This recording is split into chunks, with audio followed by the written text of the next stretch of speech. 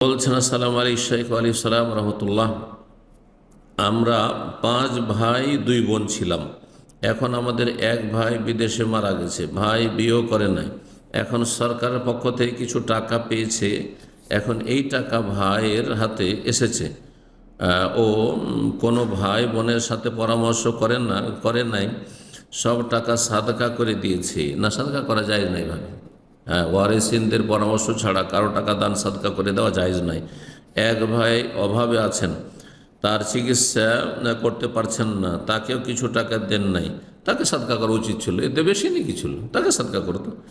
এই কাজটা কি আমার ভাই ঠিক করেছে? না, মোটেই ঠিক করে না, জায়েজ কাজ করেছে। অন্যের হকের ওপর হস্তক্ষেপ করেছে। সবাই তাতে সমান সমান শরিক রয়েছে। ওয়ারিসিনরা, ভাই যদি বাবা মা থাকে তো বাবা মা, আর যদি বাবা মা না থেকে থাকে তাহলে ভাইয়েরা, আর ভাই বোন যদি বোন থাকে তা বোনেরাও। তো সবার তাতে ভাগ রয়েছে। ভাইদের জন্য 2 ভাগ আর বোনদের জন্য 1 ভাগ। সেইভাবে মিরাসের ভাগ বন্টন করতে হবে। তারপরে কেউ সাদকা করলো, অথবা সবাই মিলে একমত হয়ে সাদকা করতে পারবে। কতটা সাদকা করবে সবাই একমত পোষণ করবে, তারপরেই সে সিদ্ধান্ত নিতে পারবে চূড়ান্ত।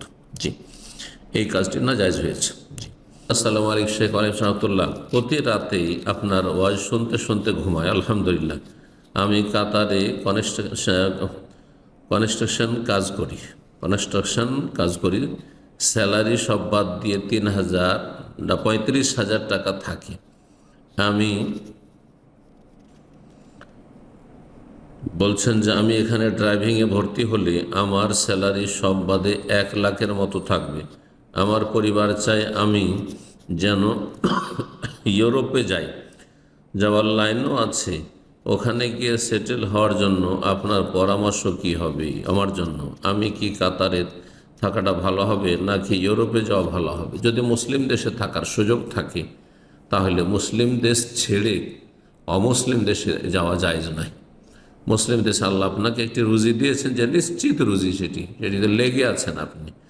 আর অনিশ্চিত জায়গায় যাবেন, আর বড়ই ঝুঁকিপূর্ণ অবস্থা পার করে যাবেন আপনি। যা দেখছেন আজকাল মিডিয়াতে, যে কত যে মানুষ জীবনের রিস্ক নিচ্ছে, বনে জঙ্গলে আর সাগরে মহাসাগরে পাড়ি দিচ্ছে, আর অনেকেই এই পথে মারা যাচ্ছে, ক্ষতিগ্রস্ত হয়েছে, দুনিয়া আখেরাত সব নষ্ট করে দিয়েছে। তারপরে সেখানে গিয়ে একজন সাধারণ মানুষ যখন প্রতিকূল অবস্থা, ইসলাম বিরোধী সমাজ, প্রতিকূল সমাজ, প্রতিকূল পরিবেশ, সেখানে গিয়ে নিজেকে সামলে রাখতে পারে না শাহওয়াত এবং শুবহাতের আক্রমণ থেকে, কুপ্রবৃত্তির আক্রমণ এবং সংশয়ের আক্রমণ, এই 2 রকমের আক্রমণ যখন হয় তখন নিজেকে আর টিকিয়ে রাখতে পারে না, সেখানে হার মেনে পথভ্রষ্ট হয়ে জাহান্নামের পথ নিয়ে নেয়।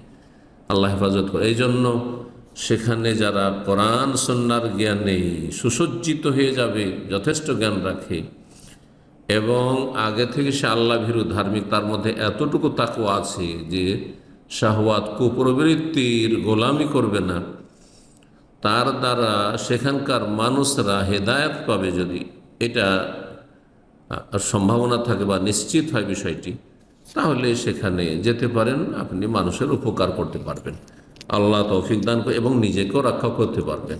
জি।